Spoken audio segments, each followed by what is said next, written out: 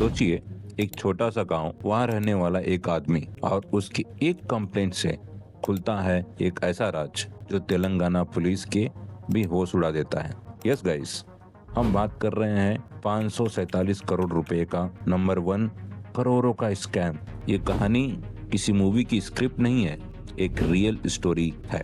तेलंगाना के सबसे बड़े साइबर स्कैम की एक ऐसी इंटरनेशनल फ्रॉड जिसका कनेक्शन खमाम के छोटे से विलेज से लेकर कंबोडिया और चाइना के डार्क वेब तक पहुंचा हुआ है। आज की वीडियो में हम डिकोड करेंगे कैसे कुछ लोकल लड़कों ने मिलकर देश का पैसा बाहर भेजा, कौन है वो चाइनीज मास्टर जो पर्दे के पीछे थे, और कैसे खमाम पुलिस ने इस पूरे रैकेट को बस्ट किया। Welcome to the dark reality, the cyber crime. ये है दी 547 करोड़ ट्रैप।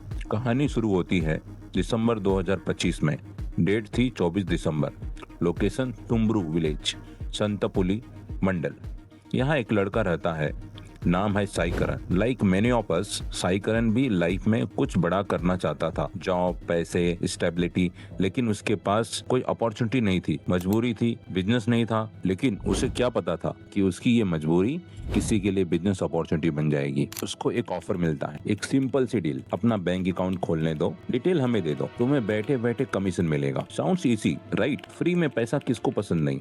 साई करण ने डिटेल दे दी, लेकिन जब उसने नोटिस किया कि उसके अकाउंट से ह्यूज ट्रांजैक्शन हो रहे हैं, करोड़ों के, डर के मारे उसके पैर कांपने लगे और वो सीधा पुलिस स्टेशन गया और केस फाइल की। यही वो मोमेंट था जो गेम चेंजर बना। अगर साई किरण चुपचाप रहता तो शायद ये 500 करोड़ का फिगर कभी बाहर नहीं आता। पुलिस को लगा कि ये नॉर्मल फिशिंग का केस होगा, छोटा मोटा फ्रॉड, लेकिन जब खमाम पुलिस कमिश्नर सुनील दत्त और उनकी टीम ने इन्वेस्टिगेशन स्टार्ट की तो जो लेयर खुली वो शॉकिंग थी। एक अकाउंट से दूसरे अकाउंट, दूसरे से तीसरे, it was a chain reaction. Police ने देखा कि ये सिर्फ एक साई किरण की कहानी नहीं, यहाँ तो पूरा नेटवर्क काम कर रहा है। दी टर्म म्यूल अकाउंट, आपने ये शब्द सुना है? म्यूल अकाउंट बेसिकली स्कैमर आपका अकाउंट रेंट पे लेते हैं ताकि चोरी का पैसा इधर से उधर घुमा सके। पुलिस ने ट्रेस किया तो पता चला कि 18 लोग ने इस नेटवर्क को चला रहे थे। अब मिलते हैं इस स्टोरी के विलेन से। इन्वेस्टिगेशन में एक नाम सबसे ऊपर आया, पोत्रु मनोज कल्याण। ये बंदा सेंतुपल्ली का ही रहने वाला था, लेकिन इसका दिमाग लोकल नहीं, इंटरनेशनल लेवल पे चल रहा था। मनोज और उसके साथियों ने,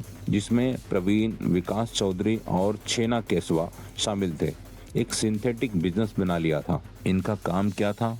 सिंपल, गांव के भोले भाले लोगों को टारगेट करना, जिसमें स्टूडेंट, अनएम्प्लॉयड यूथ, हाउसवाइफ और कुछ सीनियर सिटीजन। इनको अपने जाल में फंसा के उनके नाम से बैंक अकाउंट खोलते थे और वो उसका पासबुक, एटीएम ले लेते थे अपने पास और उन्हें कुछ कमीशन हर महीने देने का लालच दे देते थे। लोग लालच में आ गए, किसी ने बिजनेस के नाम पे, किसी ने जॉब के नाम पर अकाउंट खोल दिए, लेकिन असली खेल अब शुरू हुआ। पुलिस ने जब मनोज कल्याण के अकाउंट चेक किए, आंखें फटी रह गई। सिर्फ मनोज के एक अकाउंट में 114 करोड़ रुपए घुमाए गए थे। उसकी वाइफ भानुप्रिया के अकाउंट में 45 करोड़, उसके ब्रदर इन लॉ सतीश के अकाउंट में 135 करोड़। Can you imagine? ये लोग वो हैं जो आपके बगल में रहते होंगे और इनके अकाउंट से हजारों करोड़ इलीगल ट्रांजैक्शन हो रहा था। लेकिन वेट, ये पैसा जा कहाँ रहा था? तेलंगाना पुलिस ने जब डिजिटल फुटप्रिंट फॉलो किए तो तार जुड़े कंबोडिया से। ये लोकल गाइस मनोज और उसकी गैंग सिर्फ पपेट थे, असली मास्टरमाइंड बैठे थे कंबोडिया में, चाइनीज एजेंट। इनका मॉडस ऑपरेंडी समझिए। स्टेप 1, इंडिया में साइबर फ्रॉड करो, trading app, FedEx scam, digital arrest. Second, वो पैसा विक्टिम से निकाल कर mule account Manoj and company में डाल दो। थर्ड, फिर ये पैसा तुरंत क्रिप्टो करेंसी USDT में कन्वर्ट करो। फोर्थ, फाइनली क्रिप्टो के थ्रू ये पैसा बॉर्डर क्रॉस करा के चाइनीज सेंडर को पहुंचा दो। एविडेंस कलेक्ट करने के बाद तमाम पुलिस ने अपना फाइनल मूव चलाया। एक साथ मल्टीपल लोकेशन पे रेड हुई, 18 लोगों को अरेस्ट किया गया। इसमें एक्यूज्ड मनोज कल्याण तो था ही, साथ ही उसकी फैमिली मेंबर और क्लोज एसोसिएट भी थे। पुलिस ने बैंक पासबुक, मोबाइल फोन और चेक बुक्स का ढेर बरामद किया। कमिश्नर ने क्लियर किया,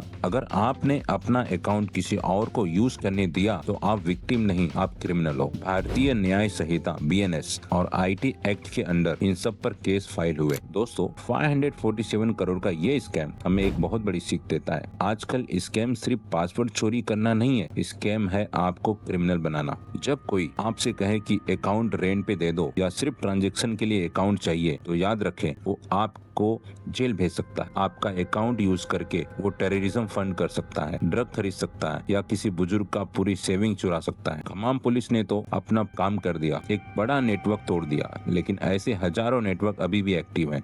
सेफ्टी टिप्स: अपना OTP, bank account, ATM card, किसी भी जॉब ऑफर या कमीशंस के बदले किसी को भी मत दो, क्योंकि जब पुलिस दरवाजे पे आएगी तो मास्टरमाइंड कंबोडिया में होगा और हथकड़ी आपके हाथों में। अगर आपको ये इन्वेस्टिगेशन स्टोरी पसंद आई तो वीडियो को शेयर करके सबको अवेयर करें। दिस इज संजय जायसवाल और आप देख रहे हो cyber talk with Sanjay. Stay safe, stay digital. Thank you.